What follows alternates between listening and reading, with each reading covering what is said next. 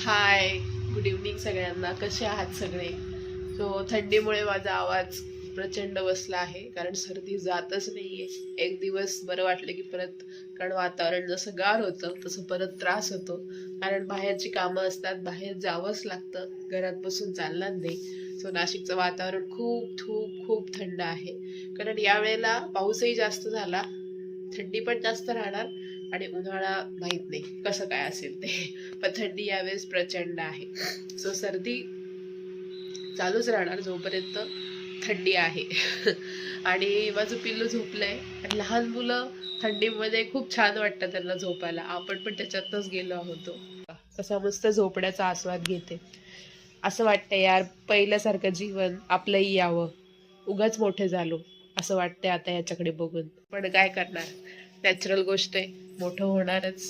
माझी तर इच्छा आहे त्याने तेवढंच राहावं, पण थांबवता येणार नाही, आपल्या हातात नसतं. आता 6 वाजलेत, आवरायला स्टार्ट करते. पाणी उशिरा आले आमच्याकडे नेमकं, आणि आता पाण्यात हात घालायला लागणार आहे. त्याच्यामुळे खूप जास्त भीती वाटते, इच्छा होत नाहीये पण करावं लागणार आहे.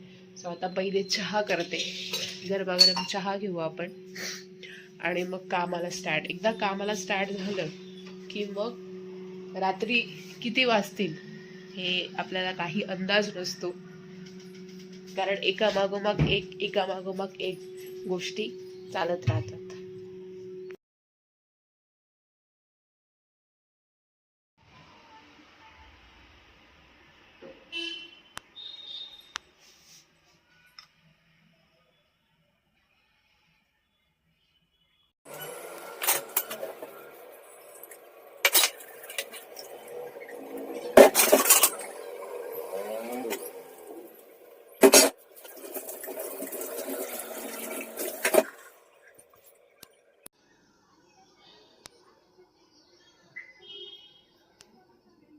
इथं आम्ही झालो रेडी, आणि आता मी होणार आहे रेडी. आता हा माझा लुक आहे.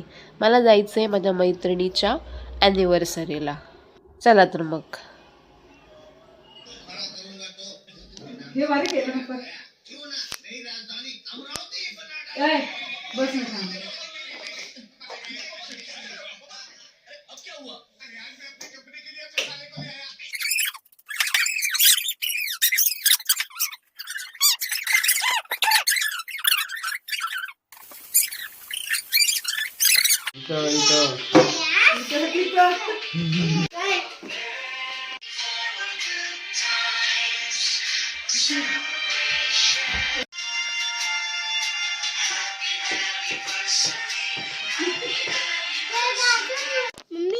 F म्हणजे फळ, हा,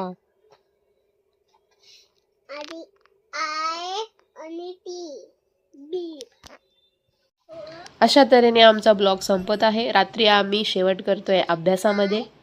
अभ्यास तर केलाच पाहिजे, कारण परवापासून सुट्ट्या आहेत क्रिसमसच्या. ओके, बाय बाय, उद्या भेटूया.